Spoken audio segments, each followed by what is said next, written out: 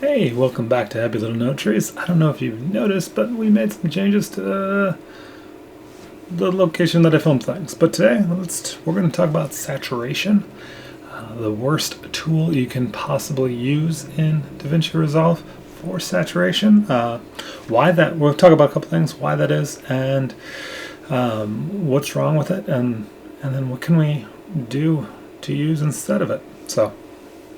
If you're new to Davinci Resolve, you've probably set up your own note tree and everything that you have normally going on, and then you wanted to work on saturation, and so the first thing you probably did was go, hey, there's a saturation slider, and if you're on a mini paddle, it's just something you can twist around, so like very nicely.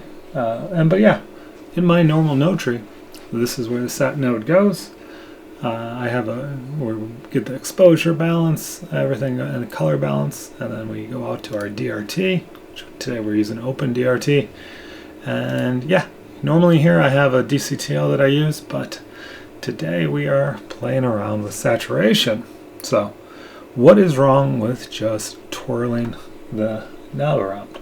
Well, the model that this knob does down here is geared to making, it's an additive saturation control, so it adds a gain to your image, and it affects already highly saturated areas more.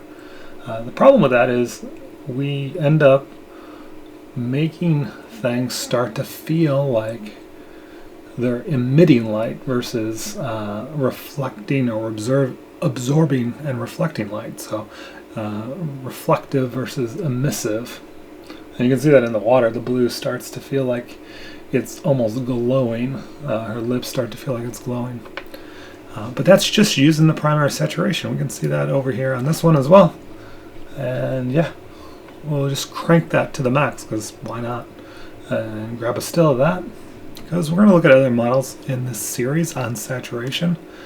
We can crank this up too and grab a still like that, and we're going to revisit these stills later in the next couple videos, but right now, looking at this like this, we can also bring up RGB chips and kind of go, that's what it's doing when we're just cranking this knob here on the saturation. So we just go, it's blanking out at the brightest parts of the image, and doing some kind of not so cool kind of things when we're looking at the chips pattern like that.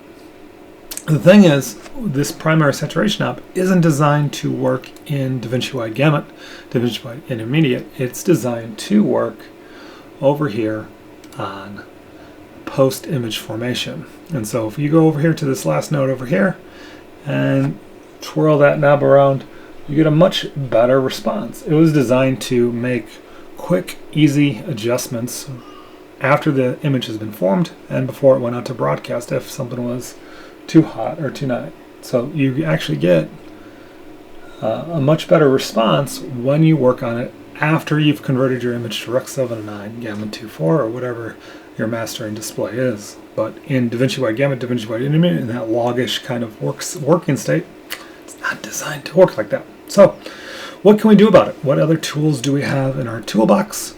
Well, you can learn about those tools next by picking one of the two videos that are going to pop up over here. We can talk about color slice, or we can talk about, let's see, the HDR global wheel. So, if you like this video, be sure to hit one of those videos right over there and learn more about using the color boost, or learn more about using the HDR global wheel. Your choice. And I'll see you in the next video. Ta-ta for now.